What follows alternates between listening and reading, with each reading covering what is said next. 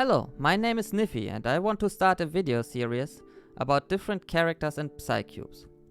The focus will lie predominantly on characters and Psycubes that are of lower rarity, and my viewpoint will be mainly from my free-to-play experience and is meant for players who don't have a major budget and still struggle to build up their teams. So if you have any characters you'd like to see covered, why not tell me in the comment section. This first video will be about Necrologist. At first I wanted to do another character, but when I saw multiple bigger reverse content creators endorse Necrologist and even call her the best 5-star in the game, I decided to go with her first.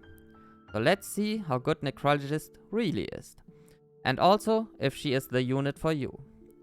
I also want to take a look at possible reasons why Pickles is rated higher than her in China. If we take a general look at her skills, we can immediately see her appeal. While the damage of her base incantations isn't anything special, her By the Coffin incantation allows her to dispel all stats up and positive statuses on one enemy at level 2 and 3. Quite a few characters can do that though, so what's really interesting about her is her ultimate. She gives every other ally 1 stack of prayer, which is a one-time revive, and she additionally buffs their damage dealt by 30%. If the target already has prayer, she heals it instead. Important to note is that this ultimate does not buff or heal herself. Her Insight 1, or I1, gives herself 1 prayer on battle entry.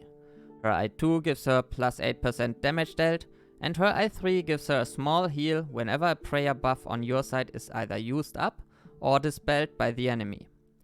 The I1 is the best effect of these, I3 is pretty good, and I2 really doesn't matter at all. Her portraits are a mixed bag.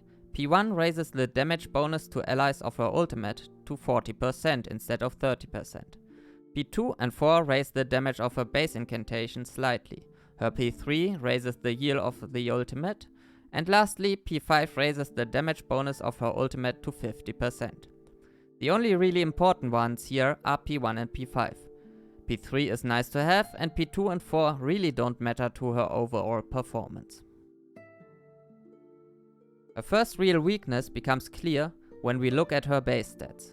Compared to other 5-stars, she has on one hand one of the highest mental defense, attack and crit stats, but on the other hand, HP on the lower end and by far the worst reality defense.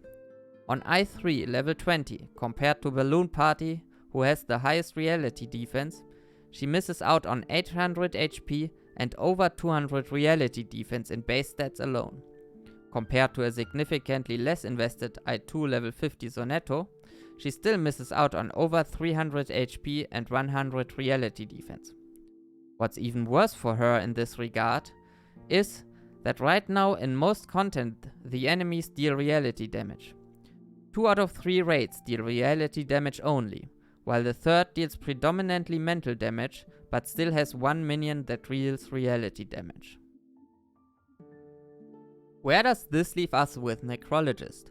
Well, first off, her damage isn't anything to write home about.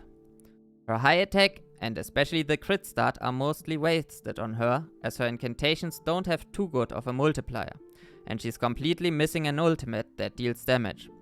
Instead, she relies on other characters in your team to deal the damage. In that regard, she does really well as soon as you have her on P1, and especially if you have her on P5, if you can keep that ultimate buff active. This makes her relatively bad in 3-team fights, with a limited amount of actions available. In 4-team fights, this is much less of an issue though. Because of her overall low defensive base stats, she doesn't just need quite high investment herself, but also a strong, highly invested healer at her side. And now to the comparison with Pickles. As a 6-star, Pickles has overall higher base stats except for his crit. His base incantations offer better multipliers as well as a better AoE dispel that includes counter on his 2 and 3-star Hedonism implement. His ultimate deals decent damage and buffs the team's damage including his own dealt by 30% for 2 to 3 rounds. His clarified topic mechanic means that he uses less action points than Necrologist. His portraits mainly buff his own damage, except for his P2, which raises the team-wide damage buff from his ultimate to 40%.